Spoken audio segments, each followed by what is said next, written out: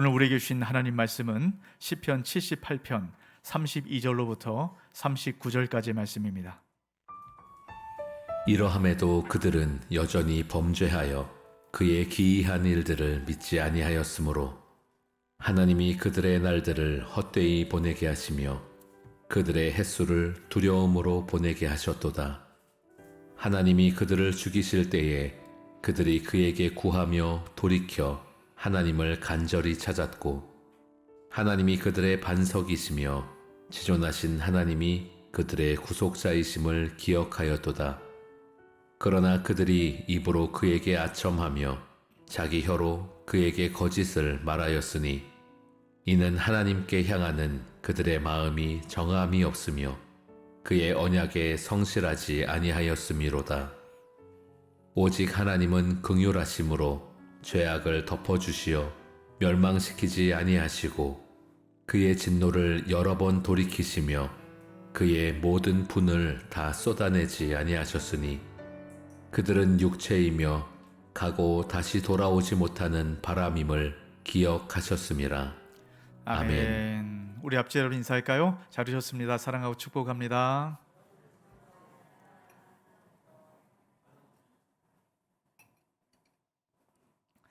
네, 요즘 이 코로나의 문제 때문에 참 우리가 이 자리에 나와서 예배할 수 있는 그 건강을 허락하신 것 하나님의 은혜인 것 같습니다. 여러분, 우리가 코로나19의 상황도 참 어렵잖아요. 근데 이 러시아가 우크라이나를 침공해서 지금 전 세계적으로 많은 불안과 또 근심과 염려 가운데 여러분 그렇게 빠지게 만든 것 같습니다. 이 러시아의 우크라이나 침공을 이런 외신 보도에는 이런 이야기도 합니다. 2차 세계대전 이후로 최대의 유혈 전쟁이 될 것이다. 네, 그런 우려의 목소리를 이야기를 하고 있어요. 그럼 2차 세계대전 얼마나 끔찍했습니까? 인류 최대의 인명피해와 재산 피해를 냈던 것이 2차 세계대전 아닙니까? 여러분 이것이 히틀러의 영토 확장을 위한 이 욕심 때문에 이런 문제가 생겼지 않습니까? 근데 지금 똑같은 그 뼈아픈 전쟁의 역사가 반복되는 것 같아서 너무너무 마음이 아픕니다. 이 욕심이 좀 끊어질 수 있도록 여러분 그렇게 우리가 더 기도하고 또 주의 은혜를 구해야 될 그럴 때가 아닌가 싶어요. 여러분 왜 이런 문제가 자꾸 발생이 될까요? 지난 시간들 안에 이런 그런 뼈아픈 전쟁의 역사를 기억하지 못하기 때문입니다. 여러분 그 나치의 상징인 아우슈비츠 포로 수용소가 있죠. 그 벽에 이런 글귀가 있다 그래요. 역사를 기억하지 못하는 사람은 같은 역사를 다시 반복해서 산다. 여러분 참 생각해 볼 이야기 아닙니까? 여러분 역사를 기억하지 못하면 여러분 우리가 어떻게 살아야 될지 우리 바른 인생길을 가지 못한다는 겁니다. 역사는 그만큼 우리 인생에 중요해요. 어떻게 살아가야 되는가? 여러분 그것을 역사를 통해서 말씀하기 때문이죠. 우리 신앙 인생도 마찬가지 아니겠습니까? 여러분 우리 인생을 보면 참 롤러코스터를 타는 것처럼 전쟁 같은 이런 그런 인생을 살아가지 않습니까? 뭔가 조금 좋아지면 우쭐해가지고 이렇게 살아가다가 조금 내 마음대로 되지 않으면 낙심하고 좌절해서 바닥을 치고 늘 일희일비하는 이런 그런 인생을 살아가는 것 같아요. 여러분 이때 우리가 정말 예수님 믿고 요동하지 않고 견고한 그런 신앙의 삶을 우리가 좀 살아낼 수 없을까요? 여러분 그것이 신앙의 선배들의 역사 가운데 어떻게 하면 요동하지 않는 인생을 살아갈 수 있을까? 이런 그 이야기를 하고 있습니다. 오늘 우리가 읽었던 시편 78편은 이스라엘의 역사를 이야기를 해요. 여러분 이스라엘은 우리 모든 신앙인들을 대표하고 대변하는 이런 그런 민족 아니겠습니까? 출애굽 때부터 시작해서 북이스라엘이 멸망할 때까지 거의 700여 년의 시간들을 기록을 하고 있어요. 근데 이 내용들을 가만히 살펴보면 긴 역사지만 반복되는 공통적인 패턴을 발견할 수 있습니다. 하나님께서 일방적인 은혜로 이스라엘 백성들을 택하시고 구원을 하셨어요. 근데 그 은혜를 잊어버리고 하나님께 범죄를 합니다. 그 범죄 때문에 하나님 진노를 받죠. 고통 가운데 하나님께 부르짖습니다. 그러면 하나님께서 다시 그들을 구원하시고 은혜를 베풀어 주셔요. 근데 여기서 끝나야 되는데 또 다시 범죄합니다. 이게 계속 반복되는 거예요. 이런 어떻습니까? 사사기의 역사를 보는 것 같지 않아요? 여러분 이 이스라엘 백성들의 역사가 계속 이런 역사를 반복합니다. 여러분 왜 이런 역사를 반복할까? 여러분 이 뼈아픈 역사의 기록을 20편, 78편 긴 말씀을 통해서 기록한 분명한 이유가 있습니다. 이런 6절로부터 8절까지를 통해서 그 이유를 이야기를 하는데요. 이는 이들로 후대 곧 태어날 자손에게 이를 알게 하고 그들은 일어나 그들의 자손에게 일러서 그들로 그들의 소망을 하나님께 두며 하나님께서 행하신 일을 잊지 아니하고 오직 그의 계명을 지켜서 그들의 조상들 곧 완고하고 패역하여 그들의 마음이 정직하지 못하며 그 심령이 하나님께 충성하지 아니하는 세대와 같이 되지 아니하게 하려 하심이로다. 여러분, 그 후대가 똑같은 그 선조들의 역사를 반복하지 않도록 여러분 이 역사를 기록하고 있다라고 말씀을 합니다. 우리에게 기록됐다라는 거예요. 여러분, 우리가 이 역사를 통해서 왜 반복되는 그런 등락을 반복하는 그런 인생을 살아가는가, 이것을 멈추도록 주님께서 오늘 이 말씀을 우리에게 주셨다는 겁니다. 여러분, 오늘 이 말씀을 통해서 우리 가운데 끊임없이 반복되는 이 신앙의 문제를 여러분 풀어가는 그 은혜가 저와 여러분과 함께 하시길 주 이름으로 축복합니다. 자, 여러분 한번 생각해 볼까요? 이스라엘은 특별한 하나님의 은혜를 받았어요. 근데 왜 범죄했을까요? 자, 여러분 32절 말씀을 보시기 바랍니다. 이러함에도 그들은 여전히 범죄하여 그의 기이한 일들을 믿지 아니하였으므로. 여러분, 이러함에도 범죄하였다라고 얘기합니다. 여러분, 이러함에도 뭘까요? 정말 기적적인 역사를 날마다 맛보아 누렸던 이스라엘 백성들, 여러분 그 기적을 눈앞에서 보면서도 이러함에도 범죄했다라고 말하는 겁니다. 여러분, 그 은혜가 뭔지 아세요? 하나님께서 이스라엘 백성들이 이런 이집트에서 노예로 살아갈 때, 여러분 노예 인생이 얼마나 끔찍합니까? 하나님께 그 부르짖음의 그 소리를 하나님 들으셨어요. 그래서 그들을 구원하셔서 젖과 꿀이 흐르는 땅으로 그들을 인도하셔서 하나님의 백성으로 살아갈 수 있도록 은혜를 베풀어 주셨습니다.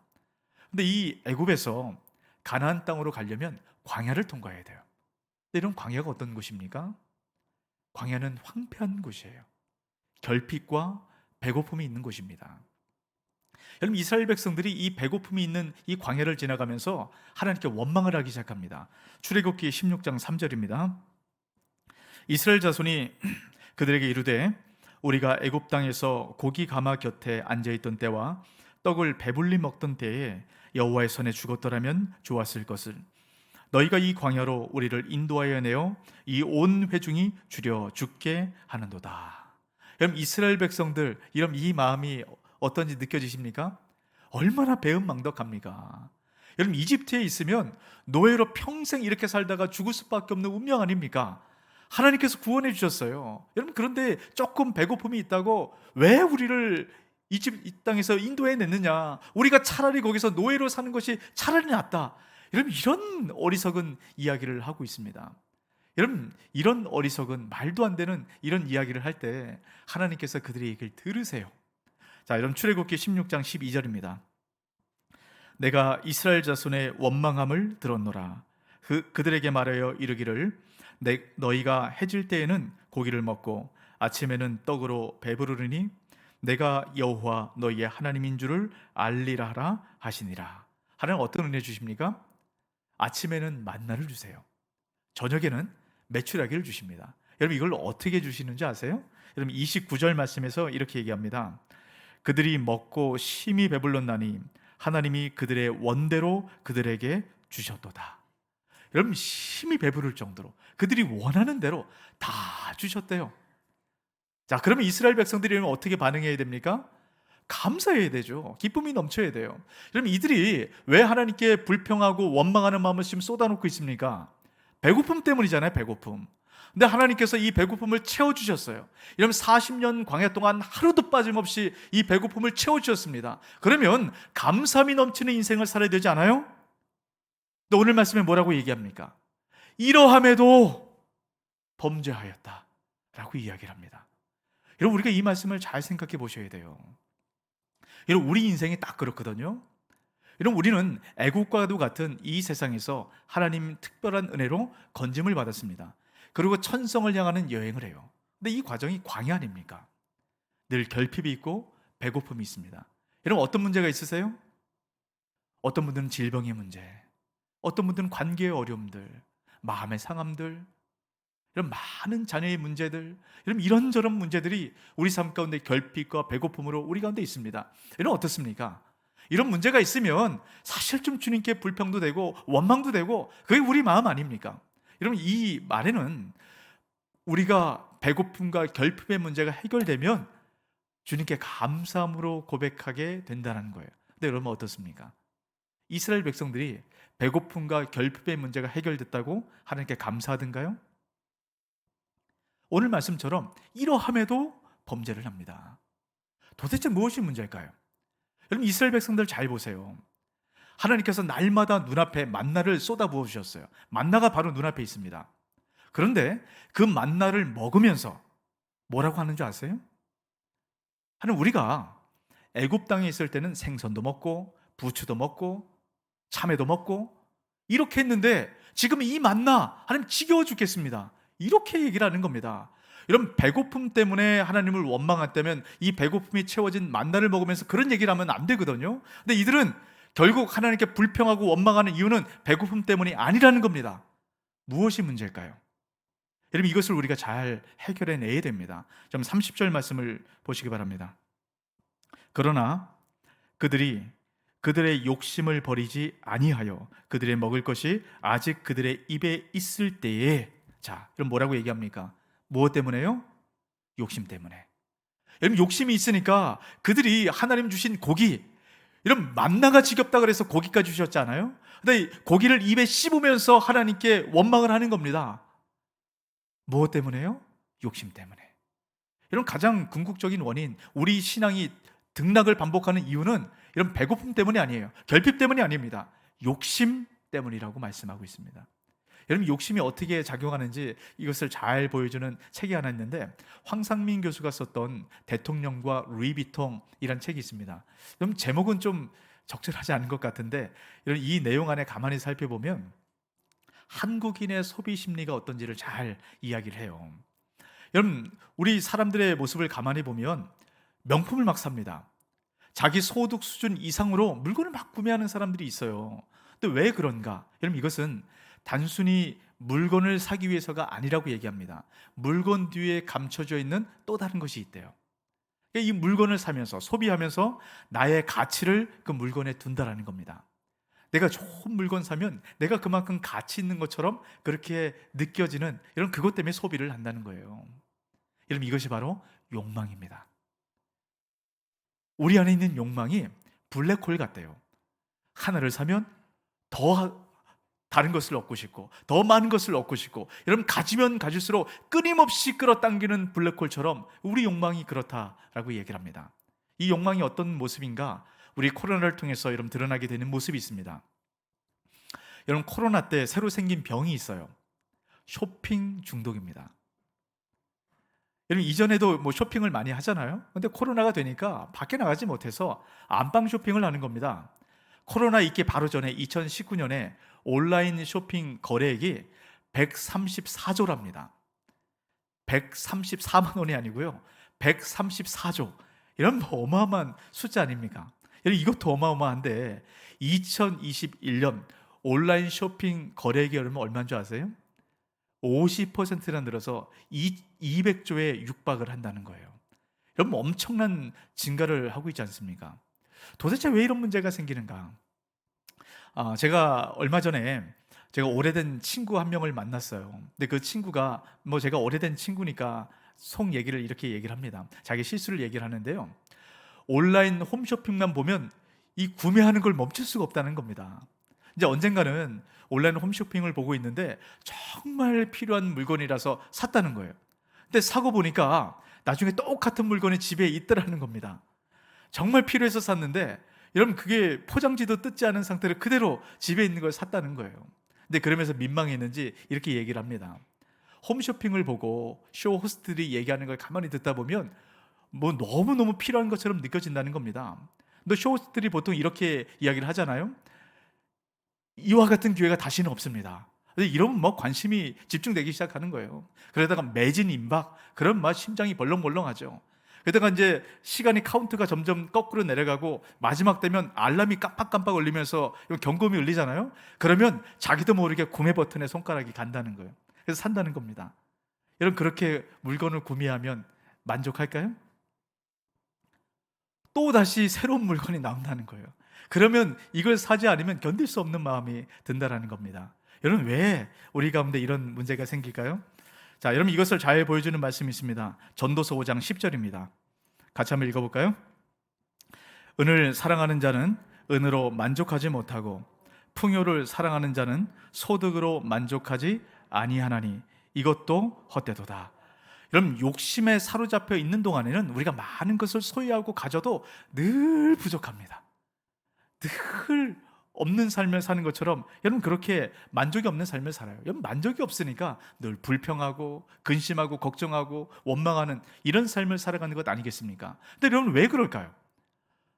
갖고 있는데 왜 만족하지 못하는 여러분, 그런 탐욕적인 삶을 살아갈 수밖에 없을까요? 탐욕적인 삶을 살아가도록 만드는 여러분, 중요한 원인이 한 가지가 있습니다. 그건 뭐냐면 땅을 바라보고 살기 때문이에요. 여러분, 이스라엘 백성들 잘 보세요. 그럼 만나와 메추라기가 어디서 내렸습니까? 하늘로부터 내렸어요. 하늘로부터 비같이 내렸고 하늘로부터 메추라기가 쏟아져 내렸다라고 말씀을 합니다. 근데 이스라엘 백성들이 바라보는 것은 만나와 메추라기가 공급된 하늘이 아니고요, 만나와 메추라기가 떨어져 있는 땅만 보고 살아가는 겁니다. 이런 만나와 메추라기는 하루 지나면 사라져요. 그러니까 늘 사라지는 걸 보면서 불안한 겁니다. 야, 내가 더 가져야 되는데 이거 없으면 어떡하지? 내일 안 내리면 어떡하지? 늘 불안한 삶을 이러면 살아가게 되는 거예요. 제가 금방 전도서 말씀을 드렸죠. 전도서 말씀은 우리 인생의 특징을 잘 보여줍니다. 해 아래, 하늘 아래 살아가는 인생의 특징, 이런 그 특징이 뭔지 아십니까? 전도서 시작과 마지막을 여러분 이렇게 이야기를 해요. 헛되고 헛되며 헛되고 헛되니 모든 것이 헛되도다. 해 아래 살아가는 인생을 잘 보여줍니다. 그러면 우리가 해 아래 살아가면서 우리 인생은 헛될 수밖에 없는가? 여러분, 이 전도서는 헛된 인생이다, 여러분 이렇게 끝나는 책이 아닙니다.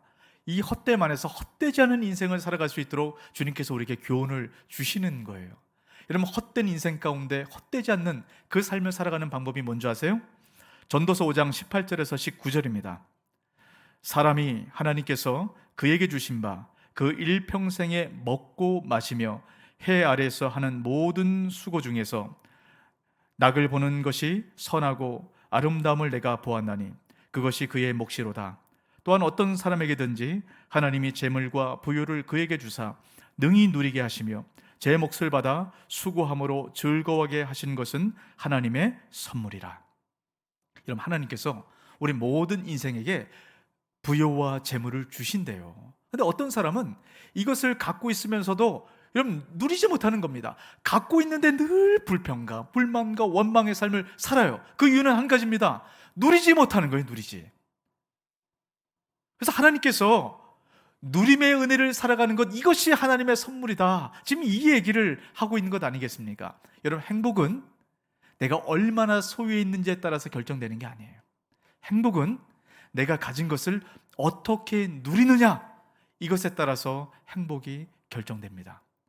여러분, 내가 갖고 있는 건 작은 것이라 할지라도요, 누리면 행복한 거예요. 또 어떻게 누릴 수 있습니까?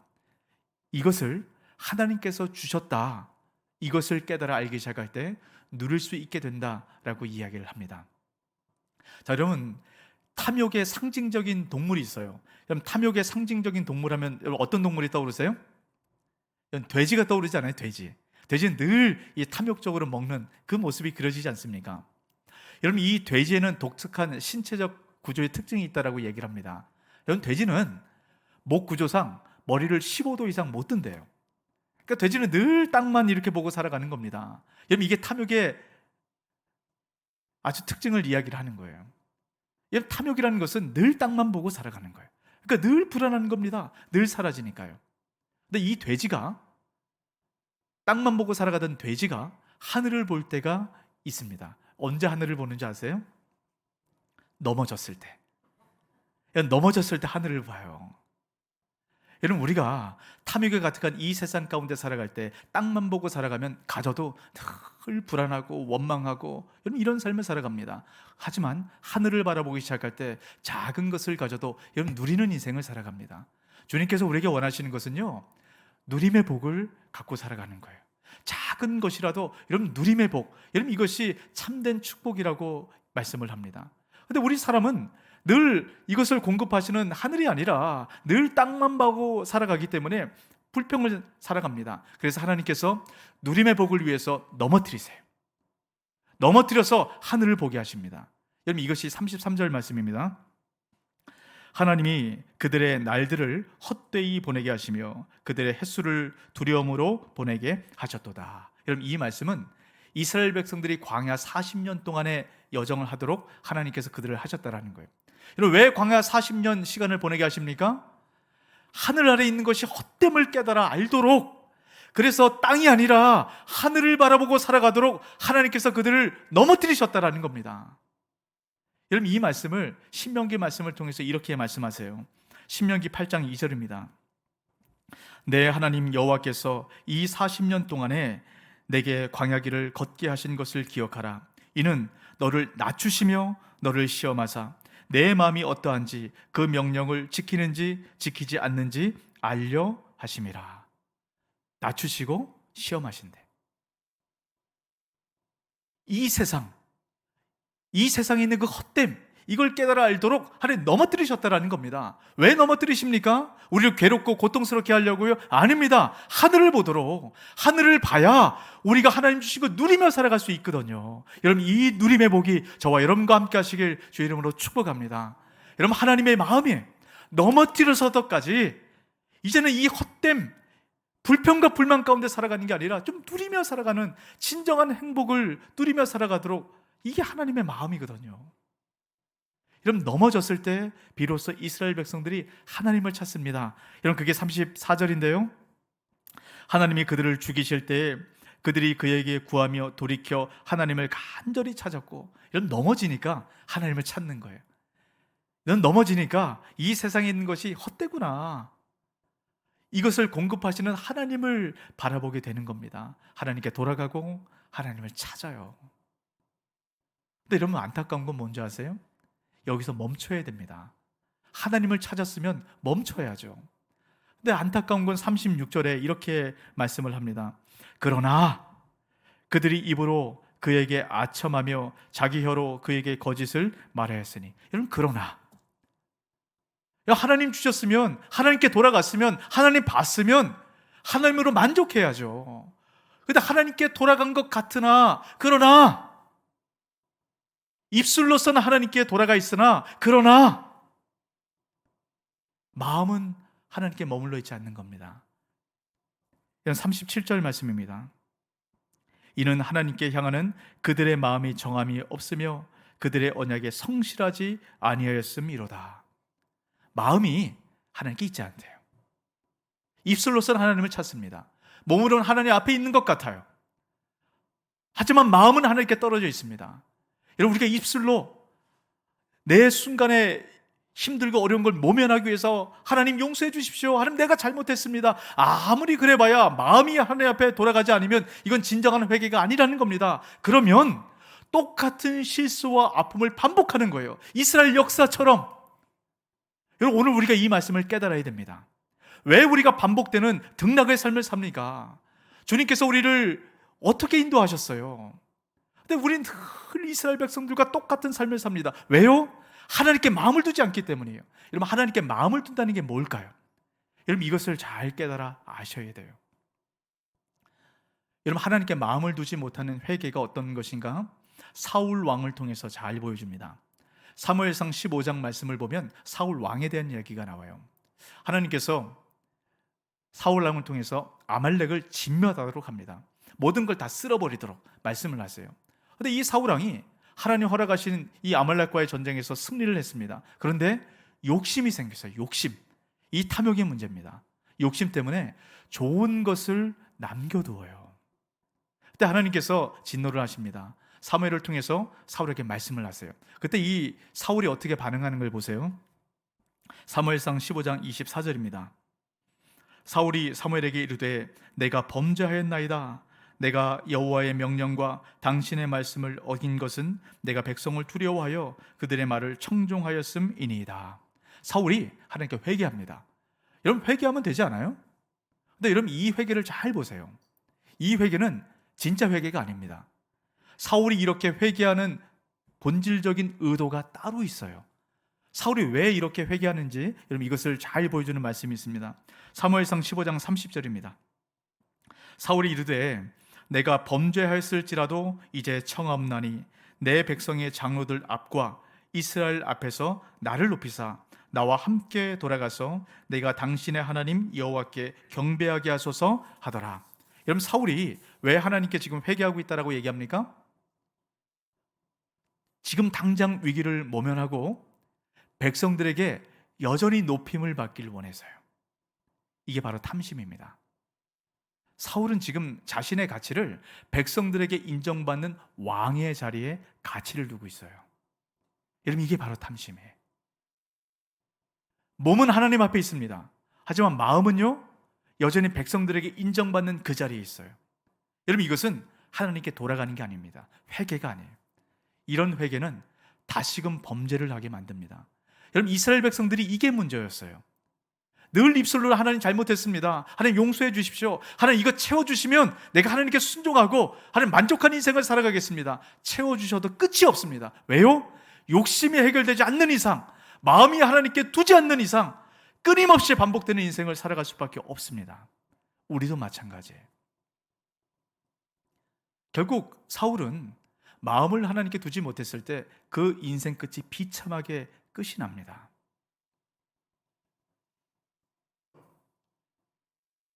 여러분 하지만 이 사울과 반대되는 여러분 다윗의 모습을 통해서 진정한 회개가 무엇인가 여러분 이것이 분명히 보여져 알게 됩니다. 여러분 잘 보세요. 객관적으로 사울과 다윗 두 사람의 모습을 보았을 때는 여러분 사울보다는 다윗이 더 나쁜 사람이에요. 여러분 다윗 어떻습니까? 간음죄를 저질렀어요. 그리고 그렇게 충직했던 자기 신하 충신 여러분 우리아를 죽이지 않습니까? 살인죄를 저질렀습니다. 여러분 최소한 사울은 그렇지는 않았거든요. 근데 여러분 어떠세요? 다윗은 하나님께 회개하고 다시 똑같은 죄를 저지르지 않았습니다. 무슨 차이일까요? 사울도 회개를 했어요. 다윗도 회개를 했습니다. 근데 사울과 다윗의 차이가 뭘까요? 사울은 비참한 결말을 맞이했습니다. 이스라엘 백성들처럼.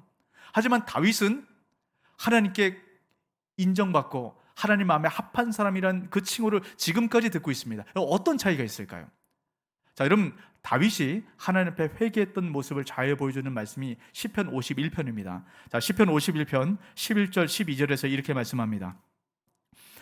나를 주 앞에서 쫓아내지 마시며 주의 성령을 내게 거두지 마소서. 주의 구원의 즐거움을 내게 회복시켜 주시고 자원하는 심령을 주사 나를 붙드소서. 자, 여러분 이 말씀 잘 보세요. 지금 사울이 살인죄를 저지르고요, 간음죄를 저지르고 그 죄 앞에서 지금 고백하는 겁니다. 여러분 이 고백이 좀 뻔뻔하다고 느껴지지 않으세요?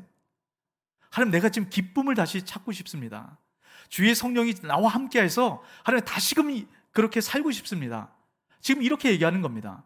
여러분 죄를 졌으면 그 앞에 깊숙이 엎드리는 게 아니라 지금 다윗은 다시 회복시켜 달라고 하는 거예요.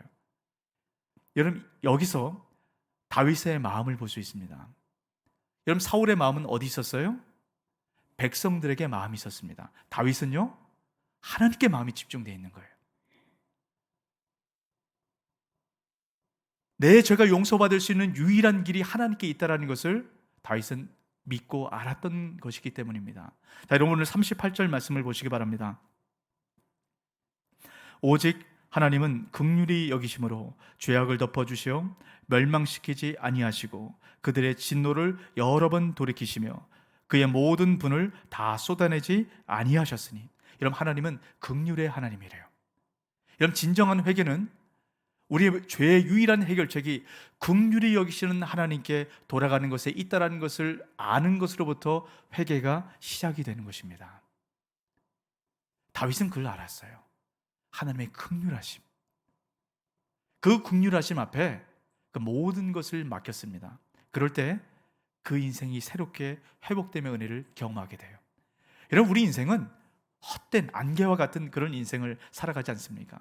이 헛된 안개와 같은 인생, 그렇게 연약한 그런 인생 가운데 여러분 헛되지 않은 인생을 살아가기 위해서는 하나님의 그 긍휼하심이 얼마나 크고 놀라운 것인가, 이것을 깨달아 할 때 가능하다라는 겁니다.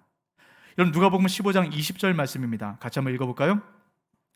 이에 일어나서 여호와께로 돌아가니라. 아직도 거리가 먼데 아버지가 그를 보고 측은히 여겨 달려가 목을 안고 입을 맞추니, 측은히 여겨, 긍휼히 여겨, 그 하나님의 긍휼히 여기시는 마음이 이 탕자의 이게 가운데 담겨져 있는 거예요. 여러분 탕자는 아버지가 긍휼한 분이라는 것을 기억합니다. 그리고 아버지께 돌아가기 시작해요. 돌아갔을 때 그 긍휼히 여기시는 아버지의 은혜를 가장 깊이 경험합니다. 여러분 탕자는 그 이후에 다시금 탕자로서 돌아가는 일은 없었을 겁니다. 여러분 하지만 첫째 아들은 어때요? 아버지와 늘 함께 있었어요. 몸은 함께 있었습니다. 하지만 마음이 아버지께 있지 않은 겁니다. 아버지의 긍휼하심을 모르는 거예요. 그 첫째 아들은 언제든 이스라엘 백성들처럼 반복되는 넘어지는 인생을 살 수밖에 없게 되는 겁니다. 아버지의 긍휼하심, 그 긍휼하심을 깨달아 할 때 우리가 반복되는 이 죄의 문제, 여기서부터 우리가 자유할 수 있게 되는 것입니다. 그 아버지의 사랑이 이런 어떤지 느껴지세요? 여러분 이여름 교수님이 썼던 80초 생각 나누기라는 책이 있어요. 거기 보면 아버지와 손을 잡을 때라는 이야기가 있는데 이것을 영상으로 만들어 놓은 것이 있습니다. 잠깐 한번 보도록 할까요?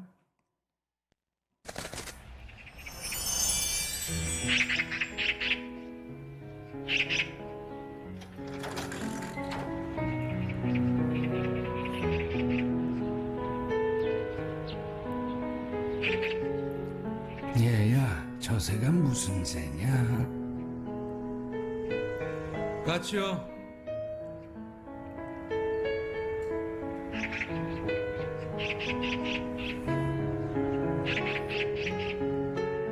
얘야, 저 새가 무슨 새냐? 같이라니까요.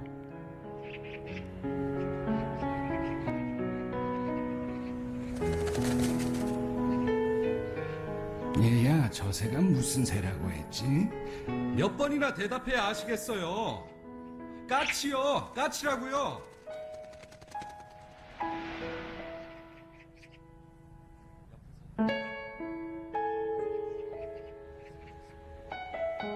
아범아, 너는 어렸을 때 저게 무슨 새냐고 100번도 더 물었다. 아빠, 저 새가 무슨 새예요? 까치란다. 까치요? 아빠, 저 새가 무슨 새예요? 까치야. 까치요? 그럴 때마다 아버지는 까칠한다, 까칠한다 몇 번이고 대답하시면서 말하는 네가 귀여워서 머리를 쓰다듬어 주셨지. 그래서 네가 말을 배울 수 있었던 거다. 여러분 우리가 이 자리에 앉을 수 있는 이유가 뭡니까? 하나님 끝까지 참아주시는 하나님의 사랑 때문이에요. 근데 우리가 그 사랑을 잊어버리기 시작하는 순간 그 하나님, 그 긍휼의 하나님이 하늘에 계신데 그 하나님이 아니라 우리가 이 땅 가운데 뭔가 소유하고 뭔가 가지기 위해서 안개와 같이 사라질 헛된 것을 따라가다 보면 그 하나님을 잊어버리고 우리 삶 가운데 불평과 원망과 그 아쉬움이 터져나올 수밖에 없는 겁니다. 여러분 우리 인생 가운데 이 허탄한 인생 가운데 우리가 이 세상에 있는 그 탐심, 뭔가 가져야 내가 가치 있다라고 생각하는 이 탐심, 이것을 끊어내는 유일한 방법, 그래서 다시 죄의 사이클을 돌아가지 않는 그 유일한 방법, 여러분 이것은 우리를 긍휼히 여기시고 우리가 때로는 죄를 지어도 돌아갈 때 우리를 안아주시는 그 하나님, 그 긍휼하심, 이것을 우리가 믿어지고 깨달아 할 때 우리 안에 이 범죄의 사이클, 이것을 끊어내고 주님께서 주신 그 작은 것이라도 누리는 복된 인생을 살아갈 수 있게 되는 것입니다. 여러분 오늘 그 긍휼하신 하나님, 우리를 이 자리 가운데 불러주시고 지금까지 인도하셨던 그 하나님, 그 긍휼하신 하나님의 사랑을 다시 한번 마음 깊이 돌아보는 이 시간 되시길 주 이름으로 축복합니다. 아멘. 이 말씀을 기억하시면서 우리 함께 기도할까요?